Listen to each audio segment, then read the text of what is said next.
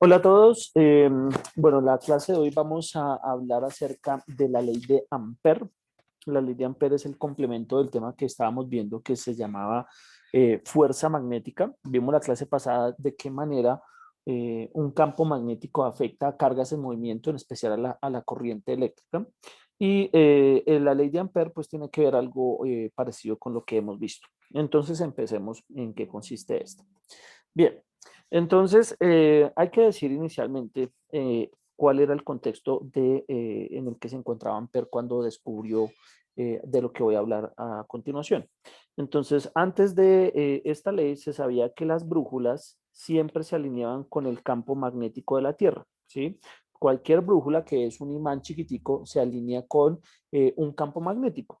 Entonces, cuando el señor Ampère hizo un experimento y tenía una brújula alrededor de un cable y por ese cable hizo circular una corriente I, se dio cuenta que esta brújula se desviaba. Esta brújula no seguía el parámetro del campo magnético de la Tierra, sino que desviaba su orientación. Y cuando dejaba de fluir corriente por este, volvía a orientarse en la dirección del campo magnético.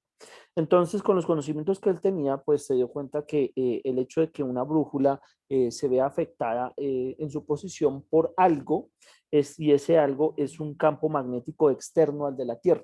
Entonces, en eso consistió radicalmente la ley de Ampère. Entonces, la ley de Ampère lo que me dice fundamentalmente es lo siguiente. Dice que una corriente eléctrica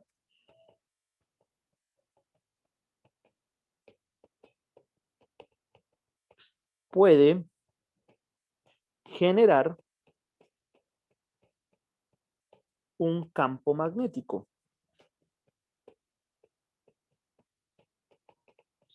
Eso fue el descubrimiento y en eso consiste la ley de Ampère.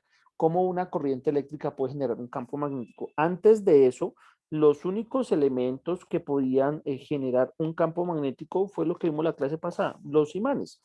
Entonces los imanes tenían su polo norte, su polo sur, y alrededor de ellos pues se genera un campo magnético que siempre va de norte a sur, como lo vimos las clases pasadas. Pero a partir de la ley de Ampère, entonces se dio cuenta que el campo magnético se podía manipular a partir de la corriente eléctrica. Y ese campo magnético pues tenía una forma particular. Para un cable, un conductor recto, la forma del campo magnético es circular, le da la vuelta al conductor y es como en anillos concéntricos, así como lo tengo en este diagrama de aquí a la izquierda, ¿de acuerdo? Entonces aquí tenemos dos cosas fundamentales. Si estamos hablando del campo magnético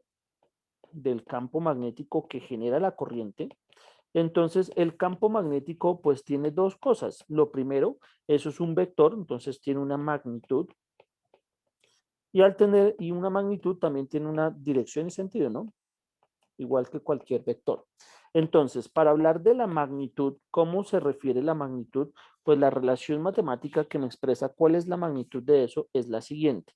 Campo magnético generado por la corriente es igual a un coeficiente que se llama coeficiente de permeabilidad magnética en el vacío, ya lo escribo, multiplicado por la corriente, dividido por 2pi por d, que es la distancia a donde uno quiere mirar cuál es la intensidad de ese campo.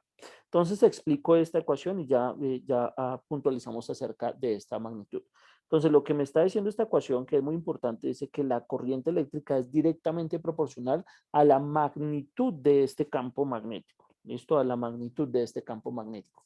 Entonces, entre más corriente yo haga fluir por el conductor, pues más intenso y más poderoso va a ser el campo magnético.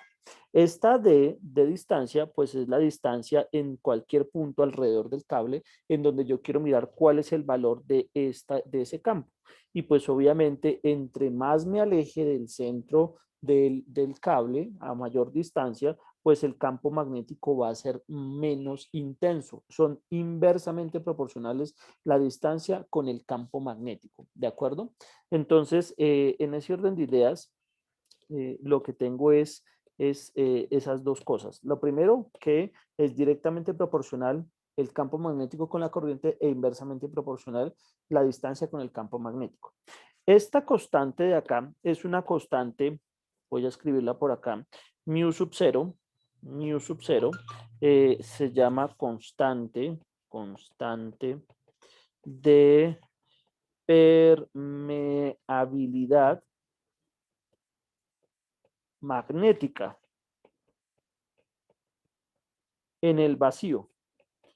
¿Listo? No es lo mismo tener ese, digamos, ese conductor en, no sé, dentro de algún líquido, entonces pues las condiciones van a ser diferentes. Pero normalmente esto siempre, en nivel bachillerato, por ejemplo, siempre va a tener que ver con el vacío. Esto tiene un valor determinado, entonces pongamos aquí el valor de dicha constante. Esa constante mu sub 0 tiene un valor de 4pi multiplicado por 10 elevado a la menos 7. Y si uno lo hace un poquito en la calculadora, pues le va a quedar que es igual a 1.256 por 10 a la menos 5. ¿Listo? Ese es el valor de la constante de permeabilidad magnética en el vacío. Bien. Ahora, acuérdese que esta corriente se mide en amperios y pues esta distancia se tiene que medir en metros. Entonces, para que quede todo en el Sistema Internacional de Unidades.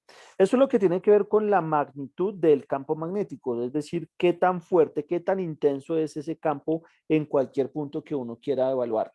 Ahora, mirémonos un poquitico acerca de la dirección.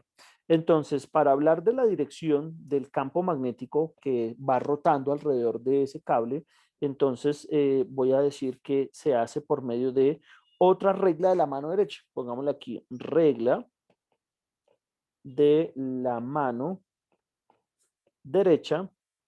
Y para diferenciarla de la anterior, pues pongámosle regla de la mano derecha, ley de Ampere. ¿Listo? Acuérdense que la anterior era regla de la mano derecha para saber la dirección y la fuerza magnética sobre un conductor o sobre una partícula cargada. Esta de aquí, la regla de la mano derecha, ¿qué me va a determinar? Me va a determinar la dirección, no de la fuerza, la dirección del campo magnético. ¿Sí? Beta es campo magnético, ¿de acuerdo? Entonces, alrededor del imán. Entonces, bien. ¿En qué consiste eso? Entonces, vamos a ver ahorita en el siguiente video cuáles son las características de esa regla de la mano derecha para continuar con la explicación.